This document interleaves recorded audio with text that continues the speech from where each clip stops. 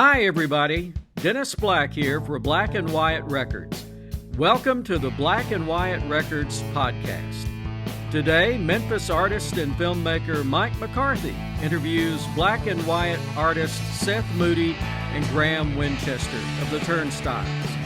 Now, here's Mike McCarthy. Hey. Graham Winchester. How's it going, guys? It's the We're rolling, so just when you want to start. it's the alt band title of Moody Winchester that I always thought you guys should have went with because it sounds menacing. As long as Moody's first. Moody Winchester. Yeah. You can't have the drummer last name first. I imagine like a salty guy from the 1800s. It's Moody Winchester. Who founds Memphis in 1820? Yeah, that's right. Yep. With a general and a You're president. Are you related to James Winchester? I am. Seriously? Yes. Okay, Yes. tell me. He's a great granddad or something. So your great grandfather co-founded Memphis with John Overton and Andrew Jackson. Yeah. Wow. His son Marcus was the first mayor. Marcus Winchester. So how come I didn't hear about you until like maybe 13 years ago? Because I'm not into politics. Not yet. Not yet. That's right. I've been encouraged to run for like stuff, but I've By who? declined. A lot of midtowners. I don't want to name any names. Just wait but till you're 40. just influential midtown people with money have approached me about doing politics. Music is political enough for me. I'm good. Political drummer Political drama. to a different drummer.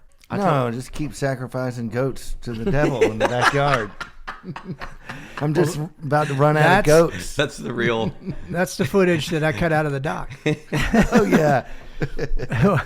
Okay, so I was. Because then it doesn't work. Lucifer Right. does not reward those that flaunt his glory. And now we're losing listeners. So those three people are gone. Gaining them. All the goat sacrifice people are going to love us. So you guys didn't need tequila before the podcast tonight. No. I didn't know we had any. Just a bunch of pizza. I've got a lot of tequila now, though, because my birthday was last week, and the number one gift people brought were bottles of tequila. Because they'd seen the doc. Yeah. Because they're mad he's so young. Age. People, yeah, you were They're trying 30. to You were kill him. 30. You freshly 36. So, Looking rough, Trying Graham. to kill him. Is it because you have 42 bottles of tequila? I'm wearing the Ninja Turtle shirt to combat my new aging process. and it's teal. It's teal. Tequila. Tequila teal. So I made a little documentary. We'll just get that out of the way. 2 weeks ago, whatever. You guys like it? I love it. So Yeah, it's fun. People think you're heavy drinkers now. I was a little worried about that, but then I thought, well, what am I worried about? I thought the same, and then I was like, well, we're filming us recording and playing and rocking together, so why not have tequila? You only see us taking. What are we gonna? You only see us taking 2 shots. It takes 24 to get me rolling. Yeah, I mean, it wouldn't, thought there was more it than wouldn't have 2. the same effect if we were doing everything we did in the dog and eating like crackers and drinking water. Just No, that's. I mean, we're not just upending the bottle and rolling around on the floor.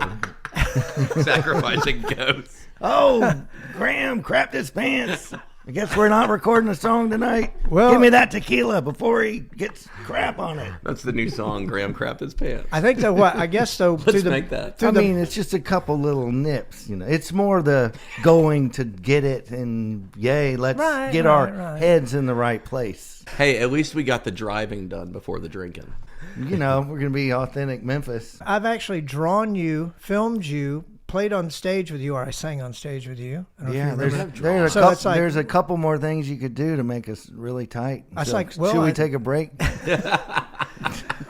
No, I just wonder when I'm getting invited over for dinner. You know, Oh, yeah. right at this point, or maybe a free haircut. But I know you don't Free control haircut. Do you like goat? I can give out free We'll have a goat haircuts. roast. Yeah. Well, if we were going know to a play person. a Turnstile song, or maybe we should play somebody else's songs. I don't know.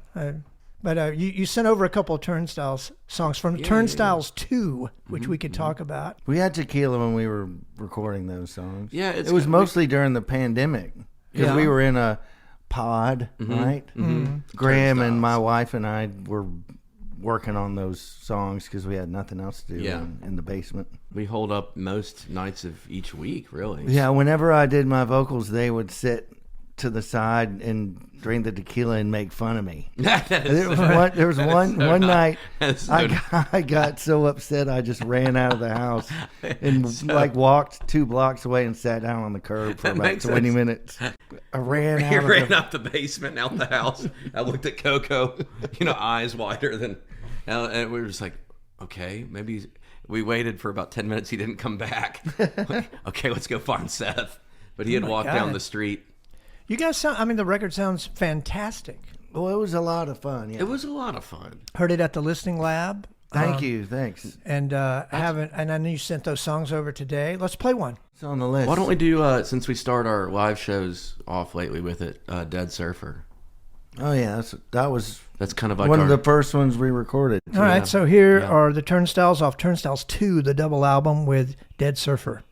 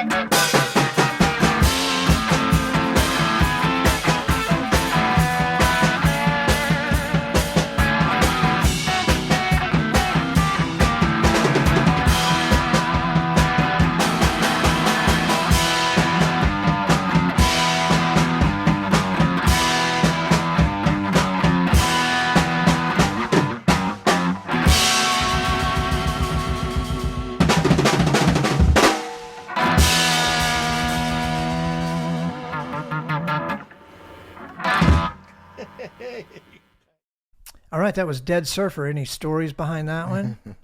Is that why you're a two-piece? That was mainly Seth. You wrote that. Yeah, I wrote that. Actually, it's really old. I wrote it when I lived in Athens, Georgia, and lived in this crazy house called the Porn Orchard House because the band that I lived with was called Porn Orchard. Anyway, I did it on the 4-track and just kept it around and brought it back to try to keep up with Graham's songwriting prowess. He spits them out. I'm like, oh my God, he's got 4 new songs. I only have 2. So let me go get this old one. Yeah, so I pulled it from my archives and reworked it a little bit. I don't like to think that I'm leaning on my younger self. But then there's the Athens days, but then he's got Wilmington days. He's got Texas days. Why don't we talk about those days? Seth's lived all over the country. Really. Where are you from, and what are you all about? I don't know what I'm about yet, but I've lived in Athens, Savannah, Georgia, Dallas, Texas, Kansas City. I've done about a bit of everything. I've done the touring thing with this ridiculous band called Billy Goat back in the early 90s. Yeah, I know. Jeez. It's all going full circle. I think I'm beginning Satan's to- never gonna. I'm gonna have to start sacrificing rabbits now because I've outed the goat. Sacrificing rabbits sounds like an Athens band name. It does. It does. Yeah. Sacrificing rabbit. Athens was exhausting because it's so cool there. You can't like the scene if you're in Athens, or if you're a part of the scene, you hate it. So can see Athens that. is like the southern Austin. Yeah, or it's got more of an East Coast vibe to it. It's like southern Austin with a little bit of Brooklyn. Yeah, Nose Riders and the Carvers in Wilmington, amongst other bands like a Hawaiian band, and etc. Yeah, Athens, I was in a few punk bands because I was in Dallas, Texas, before I moved to Athens and learning jazz. Wait, what years are we talking about? Yeah, late 80s. So I was, going through high school. I went through to a arts magnet school. In Dallas. Yeah, learned music theory and all that stuff. But then all the jazz cats, as they got towards their senior year, all their heroes were heroin users. So all of a sudden, you go to a party in high school and it's not a keg of beer, it's some guys doing smack in the bathroom. Like, I'm not into that. Yeah. I mean, jazz is fun, but John Coltrane Lord. did it though. Yeah, that's where he got inspired. But So I'm wait, going to try it. Well, you're just like 18 at that point. Yeah, I know. The kids. I'm like, what? No way. So, I was into the rock and roll that I was into. I was a big fan of the B-52s, their early stuff and stuff like that. So I figured, fuck this jazz stuff. My parents can get me in as a in-state tuition in Athens. It has a great music scene in 1988. I saw the movie Athens, Georgia, Inside Out. Remember that? And Dex, Ron Weber, all those cats. So I went there and put down the upright bass and picked up an electric and prayed that the B-52s weren't heroin addicts. yeah. Well, they were long since left. What were they into? Disco night.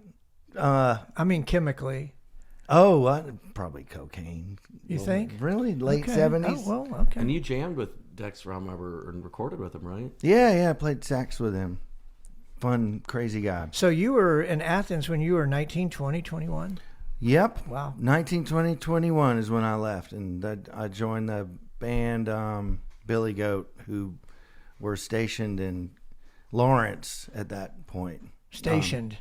Yeah, they were a touring band. Mm-hmm. They moved to a more central spot of the U.S. to make touring easier. Did your parents realize that they had raised a musician who was just going to hop around the United States? Oh, they hopped around the Did United they? States. Okay. Why? How? Tell me about that just real quick. Just divorces and whatnot. But Not military, just, I just started dating this guy and he moved to Dallas, so we're moving to Dallas. Oh, God. Well, your mom and dad were musicians? My mother sang. My dad wanted to play the flute but couldn't figure it out. But my grandfather was a jazz pianist and my grandmother was a jazz singer. Then I got married, and then within 2 months of being married, I got a phone call from a guy who ended up playing with Korn. Speaking of, He called up and said, I'm in this band. We're on Warner Brothers. Our bass player just quit. Can you be here by next Saturday? And I muted the phone and I said, honey. And she's like, oh, that sounds great. Go for it. So for the next year and a half, I toured around. And with this those was who? guys. Billy Goat. oh, this was Billy Goat. Okay. You know Edie Brickell and the New Bohemians? Yeah. The New Bohemians, when she got giant, they split off, and then one of their split offs, it was like a spin-off band, was this. But it led you to where you are. You know what I mean? Yeah. And, So then you went where? I went back to where my wife was in Augusta, Georgia, which was god awful. She was going to medical school there for physical therapy. I didn't have anything to do other than wait, or no, I didn't even wait tables. I washed dishes in a restaurant and recorded stuff on a 4-track. I remember, New Year's Eve, after I quit that band, usually, on a New Year's Eve in a band like that, you're playing some high-profile gig, lots of money, big woohoo. This New Year's Eve, I was in the kitchen eating bits of filet mignon that people didn't finish off their plates and drinking their leftover champagne. Okay, so Augusta, then what? Then Wilmington. I went to Wilmington because they didn't have a recording studio that was for normal people. They had like some kind of fancy pants one that recorded cover bands. So I figured, I know how to record. Me and a couple other musician friends that lived in L.A. and Philadelphia at the time went in on some equipment, and I set up shop with my wife in a commercial rental in Wilmington, and did that for 5 years. Did you surf? Yeah, I surfed. Not very well, but I did it because it's exercise and it's fun. Yeah, one morning I was out there like 5 o'clock in the morning. The sun wasn't even up, and I was half awake. I'm paddling around, and when you're surfing, you have a leash that you tie onto your ankle, so you don't. If the board goes flying, you don't lose it. So the leash was not attached to my ankle. It was just floating behind the board, and it was far enough away. I'm paddling around, and I saw something out of the corner of my eye, and I looked back, nothing. So I'm paddling around again. I see something out of the corner of my eye again. I look real quick, and I see it go down under the water. I thought, oh my God, it's a shark. God. But it was the leash. By God. So for like 10 minutes, I'm going around in circles with my heart rate going up and up, like, oh my, it's following me. A lot of my recordings were just terrible bands. Man, there was one band, the drummer, every time he went to do a fill, he'd screw it all up. So well, would you step in and play tracks? No, what I did was I was like, let me hold on to this. Y'all come back next week and I'll play you the mix. So on all his fuck ups or mess ups, I would put like a sound effect, like a bowling ball or lightning. And they were like a hard rock. They were a hard rock band. So they loved it. They were sitting on the floor with their 40-ounce malt liquors like, whoa, did you hear that? It was a spaceship landing when you did that fill. Next drum fill I mess up on a record, we're putting a UFO landing over it.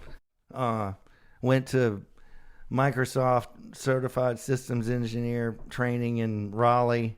To hell with music. I cut my hair short, bought a ill-fitting polo shirt and plaid pants. No, not plaid, khaki pants. Thanks for wearing that over tonight, by the way. Oh, yeah, you're welcome. It's right off the golf course. So I, tried to grow up. Had you heard of all the things that had been happening in Memphis? Or Graham, I mean, you were younger, but did you know of all the stuff that was happening with the Oblivians? And I knew about Jack O, Harlan T. Bobo. You knew about all that? I would see their names in the paper. But you were too young to get into the shows? I was playing shows more east at like Newbies. Neil's in Midtown would let us play an 8 p.m. show. What band? Copper Possum. That was my band from 6th grade. Copper Possum was an antique mall as you make your way through Mississippi down to Florida. Oh, it was an actual place? It was an actual place, the Copper Possum Antique Mall. Sounds like Def Leppard, and, Copper Possum. Right? Yeah. And before that, we had named Copper Possum Silent Cow, which was a nickname for Calvin Coolidge. And there is actual VHS tape. It's the worst band name. Silent Cow. Well, thank you for saying that, because there's a VHS tape of our first gig ever We're doing like 6 originals, Break On Through by the Doors, whatever. And you can hear it's our first show I've ever played in a venue. It was at Reedmeister's on Park. The Daily Planet, same building. Yeah. Mm-hmm. But it became Reedmeister's and the Daily Planet on Park and Highland, basically. Right. It became Reedmeister's for like couple years. Did not know that. We played there, and there's this VHS tape of us getting up there, and my friend Ben Church, who we still play with in various bands, he was like, "Hey y'all, we're Silent Cow," but COW, Silent Cow, play on words, and you can hear my Uncle Jay go, "Did he say Silent Cow? That's the worst band name I've ever heard in my life." That starts off the footage of my first show ever. So we needed a new name. Yeah, that's really bad. My brother was like, "Call it Copper Possum," because he saw the sign on the way to Florida. So you were allowed to play in bars when you were 13, 14? Yeah, we'd play at 7 or 8, and they would clear us all out by 10 and let all the drinkers come in, and all the parents would come pick up the kids. The parents didn't know we were all boozing in the parking lot, though. So there's like a whole Bonnaroo lot going on outside of Neil's. And if a parent, if we saw one of our parents or friends' parents park, everybody would hide all the shit and watch them walk into Neil's and then start partying again. So my sister reminded me that I got busted by my sister. I walked right past my mom, but it was the middle of July, and I had a parka on. It's like 98 degrees outside, and Of got this Columbia winter puff jacket on, just stuffed with like 24 natural lights. Oh my god! So like we were kind of partying. Was it a teal parka? Cherry red. So he grew up quick. That's probably why we make sense together. 'Cause yeah, I grew up slow. I mean, when I was 13, I was listening to Hall and Oates in my bedroom. Playing with Star Wars figures. Yeah, I had a chapstick collection. Did you? Yeah. They were all used because I had to try them all out. I had an empty whiskey bottle collection. Yeah, you had them. It's really odd that 2 of my Launchpad venues both burned down, Buccaneer and Neil's. Right. Those are like where I played more gigs than But I think it's weird that the Buccaneer burned down. Right. That thing was waiting to go. Yeah. The little bit of time I was in Nashville, one of the few times I went out to go see a band, I went to the wrong basement. And I spent $20 to get in there and then realized, this isn't I'm in the wrong place. Oh, it's terrible. And then by the time I found the other basement, the band that I wanted to see was done. And I spent another cover. Bummer. Yeah. I guess that's all my fault. I want to play another Turnstile song here, if I might. I mean, that's we're here for the kids to listen to the Turnstiles. Yeah. All right. What do you want to play next? It's a hit in 30 countries. Rise of My Tears.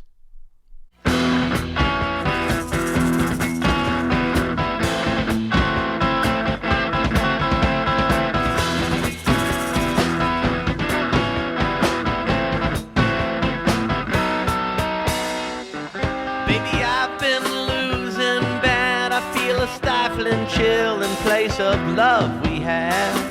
Blinked my eyes goodbye, you magic years. Feel the rise of my tears. Feel the rise of my tears. I turn to sea of blood, and then you walk away. Compromising my fears, I feel the final crush. What you took away from me.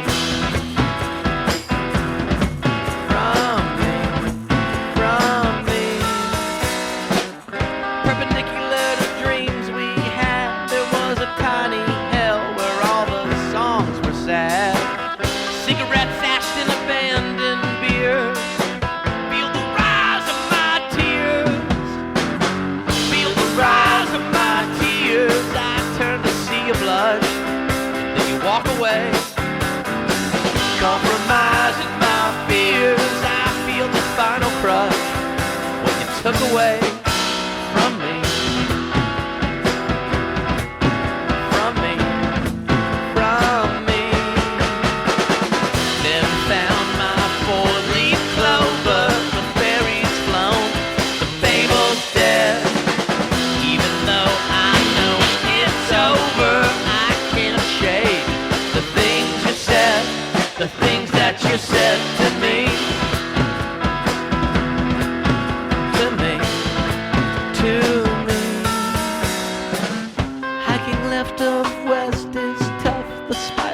look I sport, it just won't be enough. What am I when I'm without my peers? Feel the rise of my tears. Feel the rise of my tears. I turn to sea of blood and you walk away. Compromising my fears. I feel the final crush, what you took away. Feel the rise of my tears. I turn to sea of blood and then you look away. Hey, hey, compromising my fears. I feel the final crush, what you took away from me. Oh, from me, from me.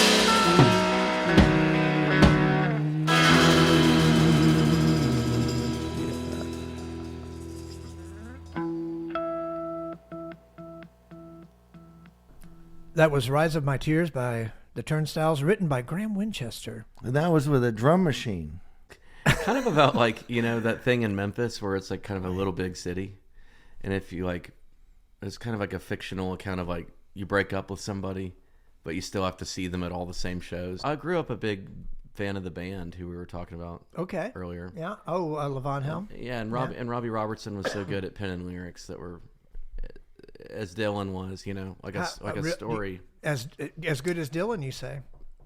I think as far as painting the story, you know, like take even The Night They Drove Old Dixie Down, you know, he took information about the South that Levon Helm had given him and wrote this fictional sort of like Civil War story, you know, but Where was Robertson from? Canada. Okay. So he really put himself in the Southern boy. So he's I like to further do that further too. north than Dylan. Right. Yeah. Or John Fogerty, born on the bayou. Right. California cat Sure, writing yeah, about yeah, the yeah. bayou, you know, so Yeah. just From Ohio. and I try to do a similar thing where like I'll sneak Easter eggs of deeply personal stuff in. We should try to write songs about being born like in Connecticut. Right? Go Huskies. Yeah, let's drop this Memphis It's stuff. the Husky rock. I write a lot in major key, but a lot of my lyrics are really sad, so it's a weird, bittersweet thing. I mean, I think that's a very Paul McCartney-ish thing to do. It's also a very Greg Cartwright-ish thing to do. Yeah. There's people that do it. You know? Yeah, yeah. It's just How many instruments never do you? done that. How many instruments do you play? Like you play more than just drums. I do drums, keys, bass, and guitar in that order probably. Have you ever recorded just everything all by yourself? A solo record I Definitely. just did. Okay, a and- solo record. Oh, tell me about that. and it's called Nobody Waters the Flowers. I did it during the pandemic. Yeah. That was in a major key, probably, right? But I put it out online, and then this Red Curtain Records label that Scott McEwen, Patrick, and Sean started out of Memphis Magnetic. Okay. They wanted to put it on vinyl and like re-release it, so we just did a release party for that. But it's been online and all that crap for over a year, but now it's a vinyl. And Dennis, can we get a link on that too? Sure. Make a note of that. Nobody waters the flowers. Yeah, it's on Nobody- Apple Music, Spotify, my Bandcamp. Other people. I'll tell you one thing about the solo record. I got a solo record, Turnstiles record tie-in. They both start with my song Vampire, and I didn't even mean for that to happen.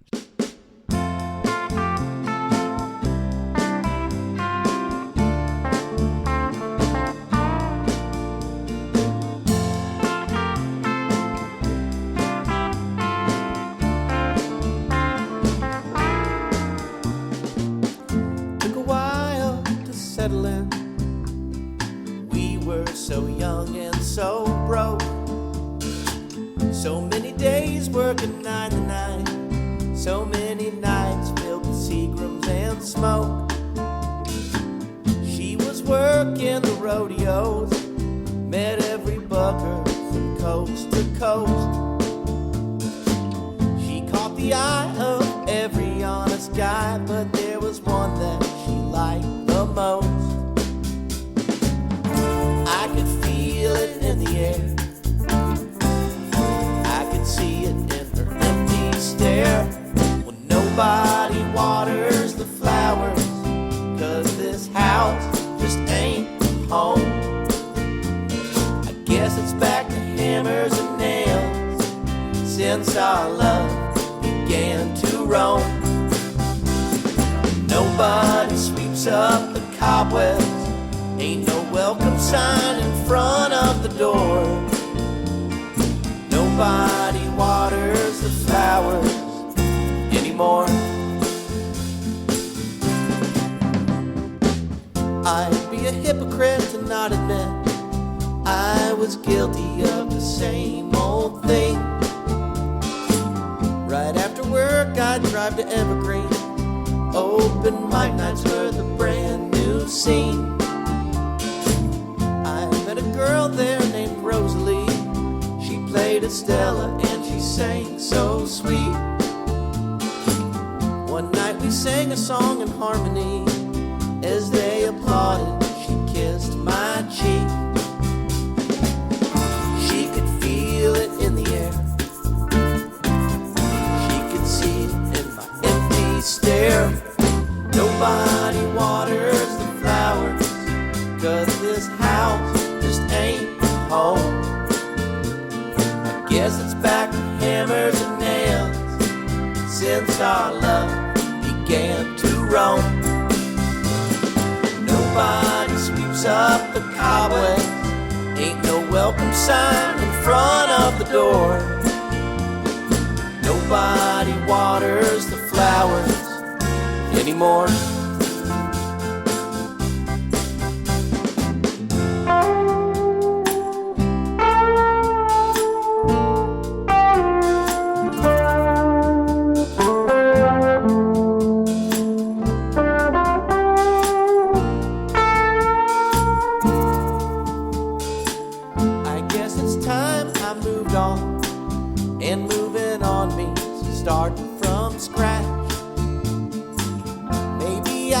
Find a new love to build a fire. You gotta light a match, 'cause I can feel it in the air. 'Cause I can see it in her empty stare. Nobody waters the flowers, 'cause this house just ain't home. I guess it's back to hammers and nails since our love began to roam. Well, when nobody sweeps up the cobwebs, ain't no welcome sign in front of the door. Nobody waters the flowers anymore. Yeah, nobody waters the flowers anymore.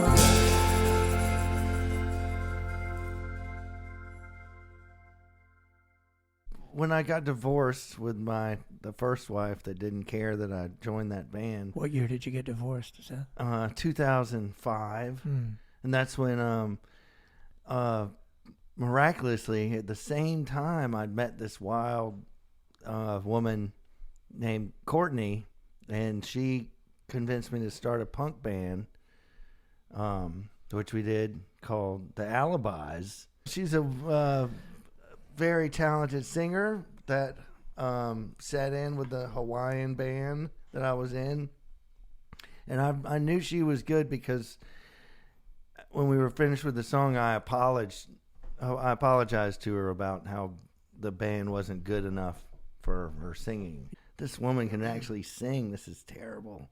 I wanted a terrible singer to sit in with this band. You say that to a girl you like. Yeah. Well, let's play one more Turnstiles song, or maybe a few more. Sound of my tears. Sorry? Which one? No, I said Sound of My Tears. I thought that was a Turnstile song. I'm just being a nut. Right. Okay, so what's next on the old Turnstiles? How about Suicide Surf Break.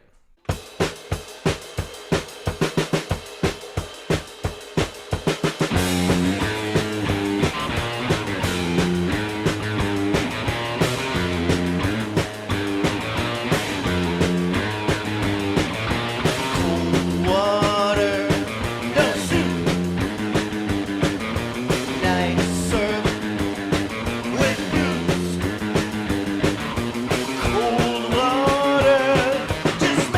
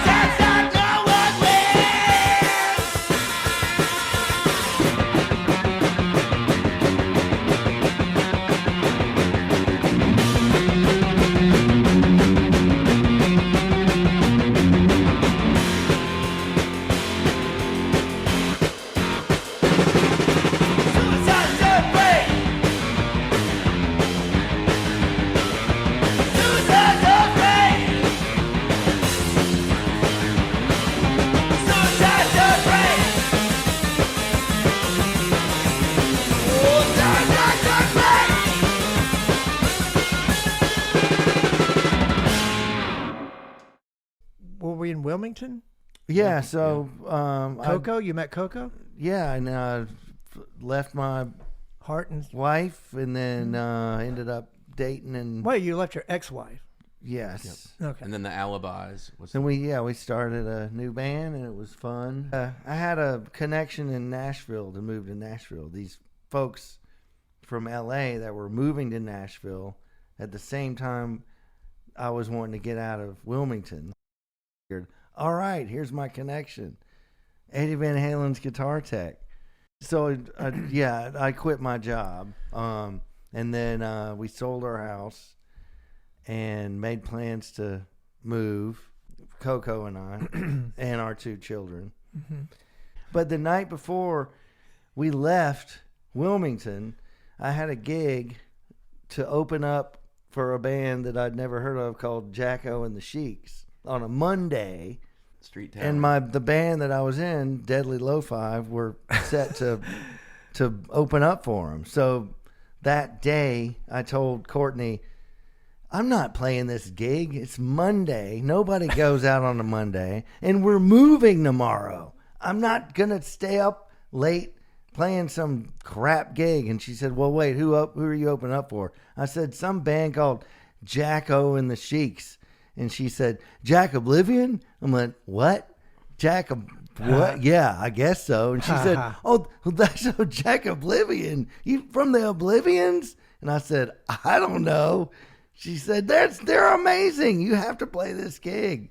So I was like, So I played the gig, but then at that show met Jack and Graham and Frank and Keith. Yeah. And we all, we matched up personality-wise, and then they had me sit in with them on the sax, which was a blast. At the end of the show, Jack said, oh, it's too bad you don't live closer to Memphis. And I said, well, actually, I'm moving to Nashville tomorrow. And he said, oh, we're playing in Nashville day after tomorrow. Exit in. Come sit in with us again. So I moved and then sat in with them again at this bigger club in Nashville, which was a blast. We drank a lot of tequila. It was amazing. So much fun, which was right before Goner Fest. It was like, I got to get out of Nashville and move to Memphis. So we had a 6-month lease on our apartment in Donaldson. We rode it out, throwing our money out the window on a crazy lease on a crap apartment, and then bought a house in Cooper Young, and here we are. You're like, these guys don't immediately offend me from a personal security level. I'm going to be friends with them. But we all gelled, Yeah, well, this was You're a like group. the long lost member. And of the first gig I played, like actually as a resident, because I drove down here all the time within those 6 months and played shows with them and stayed at Jack's apartment. But the first weekend I was here was the David Bowie benefit at Minglewood Hall, which was massive. We were there. Mm-hmm. It was so great because... Wait, the first weekend you were here? Yeah. So that's when I met you. I moved here on a Tuesday, and that was the Saturday or Friday. I thought you had already been here forever. Well, I'd been here a lot before then, but I actually lived here that You were sort of the latest mystery rocker to show up, you know. He was like summer of 2015 through December 2015. But Memphis is so kind to January. newcomers. Yeah. It's Yeah. Athens and other cities, music cities that I've lived in. If you're a new guy on the scene, they're like, what? Well, okay, wow. All right. Now, I was curious about how you got here and when you got here and when you met Graham. And Yeah, it's pretty wild. I That's remember the one story. of the first shows we played in Memphis at DK. I think I threw you in my car and started playing. What was it, Jesse Winchester for you? What was Yeah. He I don't know. Played me one of the tearjerker songs. We had like an early moment where I'm sitting there going, what's wrong with this guy? I'm like, get in the car now. I have to play music for you. I don't want to cry right now. I want a tequila shot. it's a minor 6. What's going on here? Right. Well, when did you guys decide to just have the twosome? It's been 5 years now. Yeah, I think we had a gig with a more than twosome, right? And we didn't want to give it up, so You said, Yeah. let's just do it, the two of us. Yeah, And we did, and it was great. It worked, and we started off doing a thing that was like, I think, a delusional fantasy of mine, where we would switch off playing drums and guitar. But I'm just such a not comparable guitar player compared to Seth. Kind of like I'm the such Oblivians used to do that. And I would just get on the guitar and be like, "Oh my God, he should just be playing guitar." And I wasn't that good on the drums. So that either. lasted.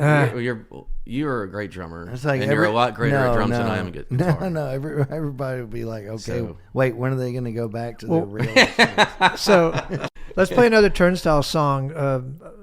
What was one of the other ones you wanted to play at this point? I think maybe "Over You," Over You? which I think is one of Coco's faves. Okay. Oh, yeah, it's a great song.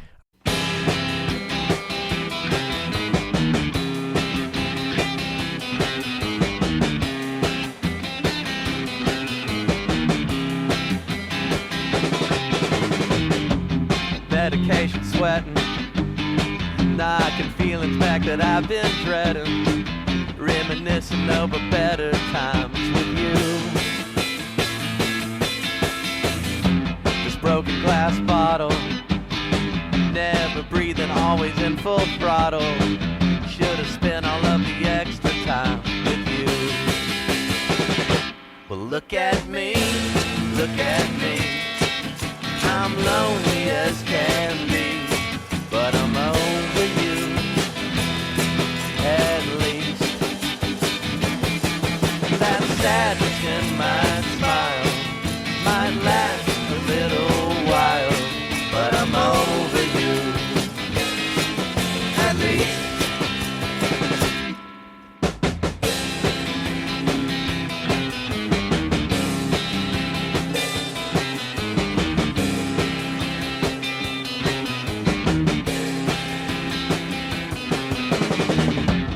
No more table. Sit at the bar and join an old man's fable. Happy hour never looked so sad before. This wire-haired spider, always asking for a cig and a lighter. Smoke another and I'll walk right out the door. Well, look at me, look at me. I'm lonely as can be, but I'm over you, at least. That sadness in my smile might last a little while, but I'm over you, at least. I'm over you, at least. Yes, I'm over you, at least.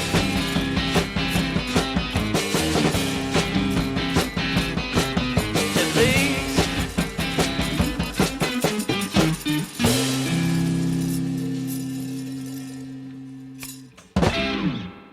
Okay, that was Over You by the Turnstiles. What's the story on that? Is there a story on It's that? kind of like it's the narrator is the character in it is saying that they're over somebody, but you can just tell by the vibe. And Did you write it? Mm-hmm. You can just tell they're not really. You're over writing them. a lot of songs about heartbreak, breakups. Yeah, and they're poignant. Yeah. Before you got married. I wrote that one after marriage. No, I've written the "Over You" is written during COVID, but and then there's all that. Then there was all the COVID stuff, and then a lot of the protests and police involved Oh yeah, violence, all and, that. and there was so much to write about, and so much heartbreak to draw from. Really, you know, there's beautiful stuff too, but it's just I was writing like That's crazy. where the Was Graham playing guitar and singing in the bathtub? oh yeah the bathtub. I put on a suit and played in my bathtub. Yeah, Graham did like Which and I- it was like for 3 hours and the Yeah, water well, got cold. Yeah. I had Do we keep- need to cue that The up? water got cold, and then I had one of my solo vinyl on the side of the tub, but the humidity made the artwork bleed, so the water turned green, like my album cover. So I'm sitting in this cold swamp water after 3 hours. Cold green water. It's really funny. Teal. It's really funny. I heard a Teal, dude, yes. I heard a dude like talking shit about the fact that I did that on Talking shit. He was talking shit on social media, and Frank and Keith like defended me. But this guy like 2 years ago was like, remember when that Midtown hipster got in his bathtub to try to get attention and was begging for cash apps while playing a show? And like Frank and Keith defended me and sent me screenshots of the thread. But it's funny because more than one person thought that was some elaborate plan. I decided I was going to do a show in the bathtub probably 10 minutes before I did it. You know, I believe that. Just me being weird and random. It was great. It was great. Yeah. I think 3,000 people watched it or something. Oh, it was fun. Blew If my you'd mind. been naked, 3 million would have watched it. That guitar playing sucked. The guitar got wet. So Ugh. every time I moved my hand at all, there's this enormous squeak. It's That's what made it unlistenable. cool. Squeak like burning for you, Blue Oyster Cult. Yeah. Just needed the cowbell. I hear the squeaks and the chords. Yeah, What's going like on here? John Bonham's kick drum pedal. What's coming up ahead for you guys? Shows back in North Carolina, in Wilmington, and Full circle. Yeah, I haven't Two played and- there in a long time. It's two weird. there. I'm starting to have dreams about Wilmington. I had one today. Whoa, 2 of them. That's crazy. Ridiculous. You took an afternoon nap and dreamed of Wilmington. Well, I noticed a Yeah. Wilmington resident reached out to the Turnstiles messenger and Oh, was I've like, been getting lots of Coming to people the- saying, "Well, I didn't know you were coming. Why didn't you tell me?" it's I'm been like, booked "What? for like a week. Yeah, right. You're like, you don't know Where about are you staying? You I'm don't. like, You're like at Candyland, of course. It's been Yeah. booked. It's been booked for a week, and it's still months out, and it's like, people are you mad. You don't It's- remember why I left. I Just went- real yeah. quick. Let's talk about the European tour, and then let's play a song. I don't know how many songs we have, or I guess we could play anything we want. But talk about where you played, stories and stuff, and Mm-hmm. just real quick before we get out of here. Oh, we could play Lost in Prague, which is on the list. Oh, which there you is- go. We Perfect. played in We played in Prague, Prague. and we kind of got lost. Yes, physically and emotionally. Actually, we did get lost. All right, hold on. Well, let's play Lost in Prague, and when Cool. we come back, we'll talk about Europe.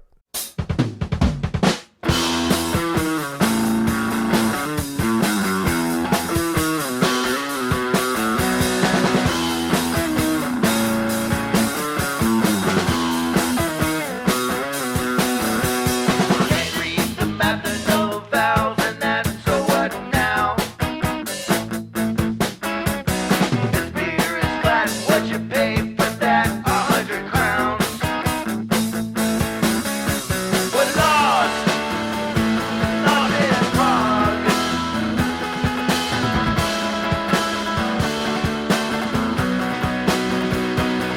Yeah, we're lost in Prague.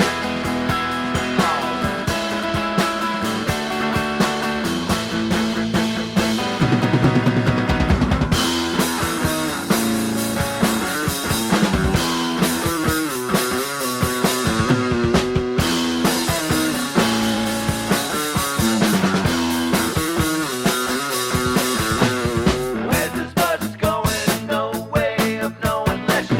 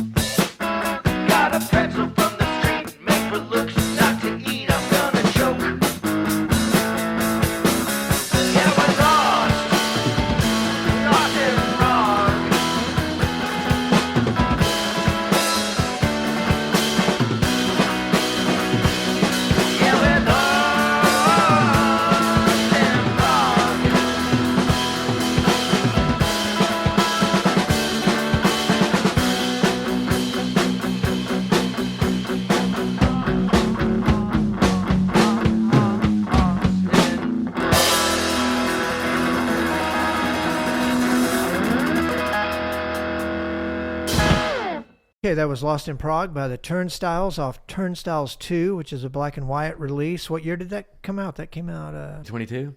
But I wrote the song when I went to Prague initially, which was 2008. Okay. And Coco and I got lost. Oh, I thought it was you guys getting lost in Prague. Well, you know what? It's hilarious. Another full circle. I wrote it about getting lost in Prague, and then lo and behold, Graham and I got lost in Prague. Yeah. Prague is it's MFer of a city. Yeah. If you don't get lost, there's something wrong with you. Right. Like I you can't imagine. have a really good iPhone. You mean the streets are anciently Dude, if I'm like... an English-speaking American and I go to Prague and I feel at home, that's not normal. Like, yeah, the signs aren't in English. And a lot of folks... There's not a lot of English speaking, though, is the difference. In Germany, you can talk to anybody, but I feel like they don't really want to speak English. They don't want to speak English. And I'm pretty sure... So many tourists there. Yeah. It was also kind of a peak moment of our fatigue. We made it out. We made it out of the old city, but we were trying to figure out where we were going after the old city. I was wanting to get a motel room, but well, wait. Anyway. So usually, like when bands from Memphis have gone over, they have a guide that takes them. I've heard Jack talk about this. Yeah, we usually have a guide, tour manager, a Dutch guy. Yeah. We were just us in a Hyundai rental SUV. I figured it's just the two of us. Yeah. We don't want to spend half our budget on a guy. Sure. But and that was the right call, though. It was, I think. We saved a lot of money, but it was a little bit stressful every now and then. Well, especially since when my eyes started going blind. His eyes started going, and then I can't drive a stick shift, and it was a manual transmission. So Seth was doing all the driving. Wait, so you're saying when you rented the car, you had no choice but to get a straight shift? Well, it was a lot cheaper. Yeah. Aha. You know, we're pinching pennies. So I like driving. Yeah. Well, how many dates did you have? 12. And guarantees? Yeah. So you had budgeted the whole thing out. You got free food, right? And all that free kind food, of stuff. free accommodations. Head perfume. Did a really good job with Black and while White. We were over there. Renee. So you wanted to come back with $1,000, right? At least $2,000 each. We wanted to pay for our tour. And this first time we did spend money on the drums, which are now there anytime we need them. We spent money on some CDs and stuff, but like and next the time, hookahs. Yeah, the hookahs. Oh, the hookahs. The next time, you'll never know. No, but the next time we're more set up to profit even more. For one thing, we've already got Turnstyles 2 copies there, and we'll hopefully get more guarantees because now they know that we kind of rock. You know, right. We they were blown away. There were a lot of little towns that, of course, had never heard of us. Or actually, everywhere we went, they hadn't heard of us. Right. They knew it. Some of them might have known we played with Jack. But it was. We made a really good impression, and at the end of the night, every place we played really wanted us to come back. I mean, even so, we played in Vinebola. So our last show... Accidentally, because you were lost. Our last show was in Dresden. We played Dresden, then we were going to play Dresden. Hold on. I thought we bombed Dresden. I thought it was off the map. I know. That's ironic, isn't that weird? Yeah. And Renee loves to unashamedly talk about it humorously, and we're just like, we turn red. Renee, head perfume. Oh, yeah. Guy. He's like, look at us. 2 Americans and a German actually getting along after the bombing. Oh, brother, you're like, oh, stop it. Awkward. We were told not to bring it up, and he's bringing it up. I think 80 years ago, I think it's okay. Right. So our last show... There's been some time. Our 10th... Wilmington, on the other hand, you wouldn't want to, Right. Yeah. Yeah. But go ahead. 11th show out of 12 shows was in Dresden, right? Mm-hmm. And the folks that saw us in Vinebola, which was an hour and a half away, all got on a train and came up and showed up. Wow. At the Dresden show. It was fantastic. And then the second Dresden show had just as many people as the first Dresden show, which was nice to play the same city twice in a week. And it's like all of a sudden full energy. We felt like we were regulars because we recognize all these people. But hell, we'd only been over there for a couple of weeks. And the Vinebola so guy, of course we have to go back. And the owner of the club in Vinebola is a true rocker, really hip to all the Memphis stuff, and he at the end of the night, you boys, after you pack up, you must come have a ceremonial goodnight beer with me, and like we just buddied up, and Was that a metaphor? And he was just talking about rock and roll, and he kept going, "We are dust compared to you Memphians." Did you guys go to Hamburg or? Yep. Yeah, We had yeah. a great show there. Oh wow. Played in a Jens good Keller. punk show. Yep. And got accosted by prostitutes the whole way there. Yep. Hey, They Hamburg all hasn't look- lost it yet. They Right. all looked like the Kardashians, though. It was crazy. All the Lots of lip injections, and lots of plastic that. surgery. Somehow that's supposed to be plastic attractive. people. Well, it's yeah, it weird was terrifying. because we toured there in 2014. Where you and, going? Yeah. Away from you, Like Burger King and to the show. straight to bed. Yeah. Yeah, anywhere. Yeah. I'm a married Terrifying. dad. No, but It'd be more sexy to hump my pillow. right. Right. Yeah. Yeah. But yeah, it's weird. Like we toured. Those aren't I pillows. played in Hamburg. I played in Hamburg 2012, 2014, 2016, Yeah. and walking by the red light district. Yeah, the girls didn't look like that. That was a recent phenomena. That they Yeah. all Right. so much plastic surgery and Did you play? lips the size of that mixer. You know. Yeah. Did you play Berlin or? No, we had a Berlin show at Wild at Heart, and then I think it's sad because I think the venue and Renee from Head Perfume wanted us there, but I think we didn't quite fit the bill, and probably the other bands were like, maybe this isn't a match of our genre. Did you get a But feel? they want us back at Wild at Heart when we go back. Well, cool. Did you get a feel in Germany that? Well, of course, you're in the rock and roll culture, so it's not really maybe the mass culture, obviously. But Right. I was in Berlin a long time ago. I was on showing movies, but I was in this rockabilly world where everything seemed to be, like fashion and rockabilly, very, very astute. People who were elitist rockabilly, like people, and the bartenders all looked like they were rockabilly people. That's a very Northern Europe thing. you know, We saw Scandinavia. that. We Yeah. saw that more in Denmark Yeah. when we played Still, with Jack at the Denmark festival. What Yep. was that? There's a lot of that in Finland, Norway, Denmark. What was that festival Sweden. we played? Just like Gutter Island. Gutter Island. it's Yeah. like I'm So in there going, rockabilly. I'm in there going, I'm not worthy, and I'm like, oh wait, I'm from Tupelo. It's Right? Yeah, Right. it's like you're the real deal. Yeah. Yeah, you didn't spend $300 on a pearl snap shirt. Well, it's almost the way like Yeah. Dallas was, or maybe even Tokyo is in some parts. It was nuts. It was intimidating. I missed that gig. So I was in Malmo. You know what? Maybe what you guys actually were encountering were teddy boys that were mummified or something. Dude. Whoa. Hey, that's a film right there. That's a film. I know. You can't get much cooler than Teddy Boys. Mummified Teddy Boys. The Beatles wanted to be Teddy Boys. Do you guys Or do any were. Eddie Cochran or Gene Vincent over there? No, we did some Carl Perkins, Billy Lee Riley. I've heard the Europeans go apeshit when you play Eddie Cochran or Gene Vincent. Oh, yeah. Yeah, just saying. They went ape shit when we did, any old Sun stuff. Carl Perkins. We did. Did Well, played a sure. Oh, compulsive- well, you could expect that. We played Stop and Think It Over by Compulsive Gamblers a few times. God. Oh, and Michael Donahue told me when he interviewed Carl Perkins, George Harrison called him on his cell.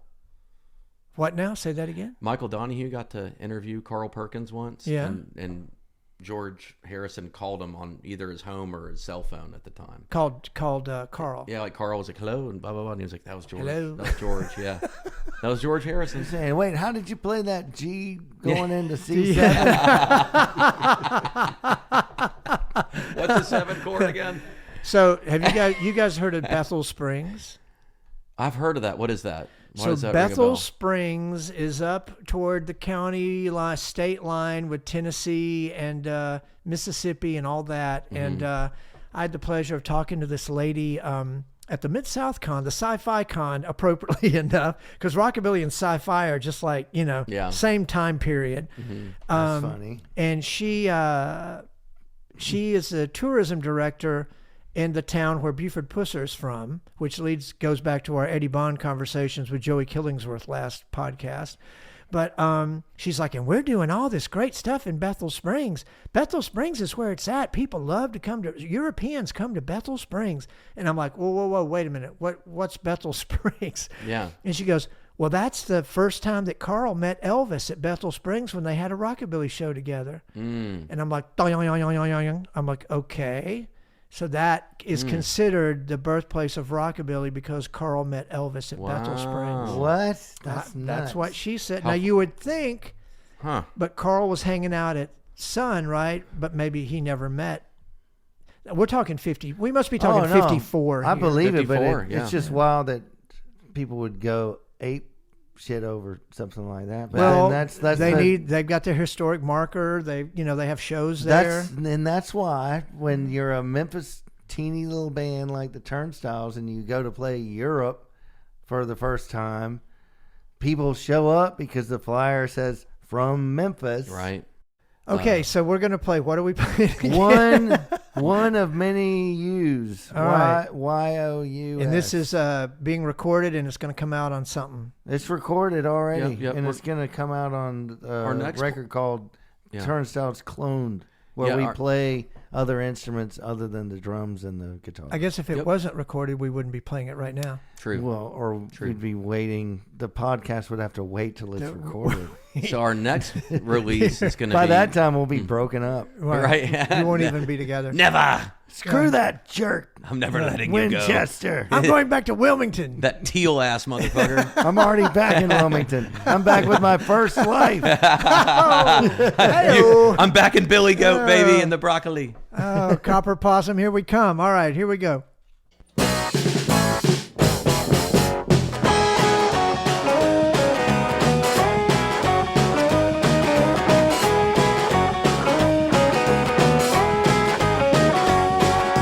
What are you gonna say?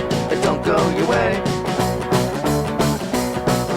The power of the pedestal you put in place. The whole wide world sees the egg on your face. What are you gonna do? But 1 + 1 is 2. The power of denial ain't absolute. The light of truth on your birthday suit. One of many yous. The world has plenty of you. One of many yous. The world has plenty of you.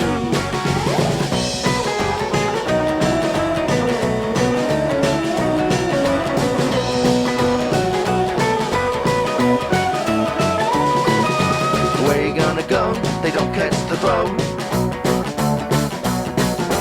Big shot shenanigans turn me off. Everyone would rather that the bed be soft. What are you gonna say? It doesn't go your way. The power of the pedestal you put in place. The whole wide world sees the egg on your face. One of many yous. The world has plenty of you. One of many yous. The world has plenty of you. Too much.